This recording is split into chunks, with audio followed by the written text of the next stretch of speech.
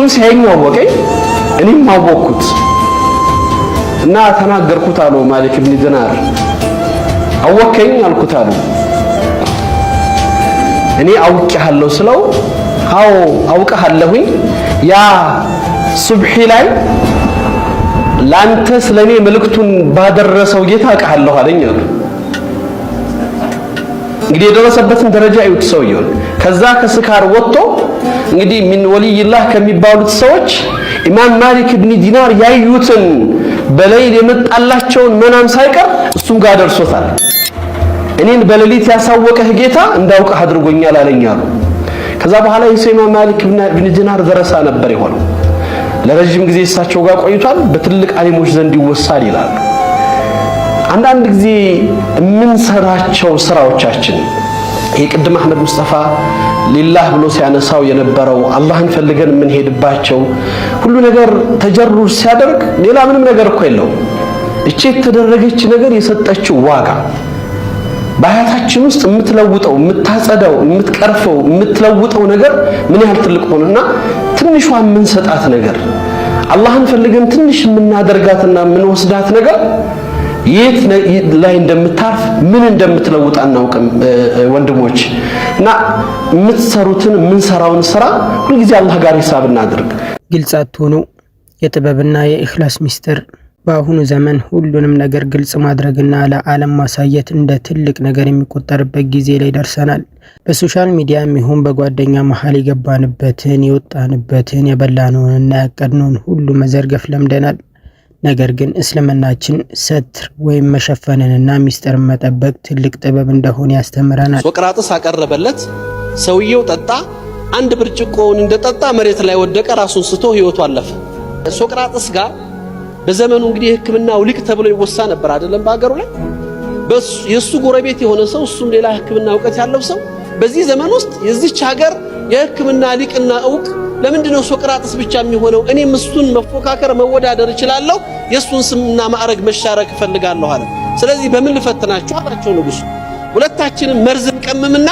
የቀመምነውን መርዝ እንጠጣ በህይወት ከዛ መርዝ ራሱን ነፃ አውጥቶ የዳነው ሰው ያ ስምና የሱ ጥበበኛ ወይም ደግሞ ሊቅ የሚለው ስም ይሰጠው ተባለ ምን ያህል ጊዜ ይሰጣችሁ ተባለ 40 ቀን ተወሰነ ሶቅራጥስ ምንድነው ያደረገው 40 ቀን በጣም ጠንካራ ጉልበት ያላቸው ሶስት ሰዎችን መርጦ በየቀኑ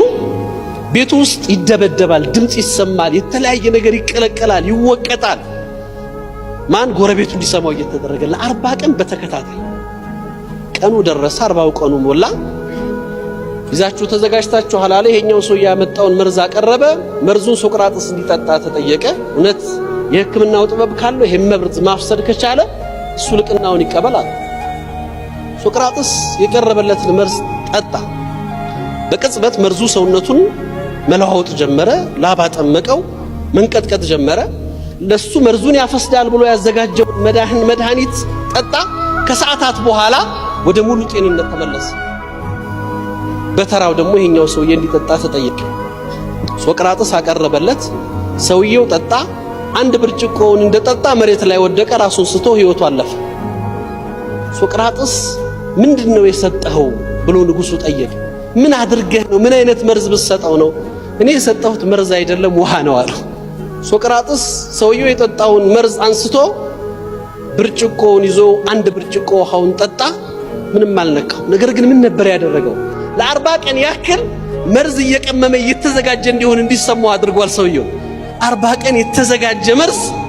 በአንድ ብርጭቆ ውሃ ለሌሎች ህይወት ተስፋ የሚሆነው እሱን ገደለ እኛንን ነጋችንን በተሻለ ተስፋ ልናበራው የምንችለው ልናጨለመው የምንችለው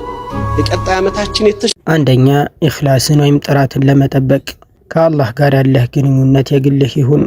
የምታደርጋቸው መልካም ስራዎች ሁሉ ለሰው እይታ ግልጽ ከሆኑ ሪያ ወይም ለይልኝ መስራት ውስጥ የመውደቅ እድላቸው ሰፊ ነው ሰለፎች ወይም ቀደምት ደጋግ ሰዎች ለቅሷቸውን ዚክራቸውንና ሰደቃቸውን እንደ ትልቅ ሚስጥር ይደብቁ ነበር ሰዎች የማያውቁት በአንተና በአላህ መካከል ብቻ የሚቀር ሚስጥራዊ ስራ ይኖራል በሌሎች ፊት በጣም ምርጥ መሆናችሁን ለማሳየት አትሞክሩም አትጨነቁም። እውነቴን ነው የምነግራችሁ። be yourself ራሳችሁን ሁኑ። ራሳችሁን ሆናችሁ በራሳችሁ ዓለም ስትኖሩ ሰዎች ያንን ማየት ይችላሉ። ፌክ እንዳልሆነ ማወቅ ይችላል። ሁለተኛ ከሐሰድ ወይም ከምቀኝነት ለመራቅ ነብዩ መሐመድ ሰለላሁ ዐለይሂ ወሰለም እንዲህ ብለዋል፣ ፍላጎቶቻችሁን፣ ስራዎቻችሁን በሚስጥር በመያዝ ተረዱ። ምክንያቱም እያንዳንዱ የጸጋ ባለቤት ተመቀኝ ያለውና ሁሉንም ስኬትህን፣ ደስታህንና ቀጣይ እቅድህን ለሰው ሁሉ ግልጽ አታድርግ። አንዳንድ ሰዎች በአንተ ደስታ ላይ የሚረጩት የአይን መርዝ ወይም አይንናስ ህይወትህን ሊያናገው ይችላል። የተዘጋጀው ምግብ እስኪበስል ድረስ ክዳኑን አትክፈተው። ሰው ለመተቸት፣ ስም ለማጥፋት፣ ሰዎችን ለማነወር እኔ እናንተን አይደለም ነቢያቶችን እኮ ለመጣል ብዙ ሞክራሉ። በሐሜቱ በትችቱ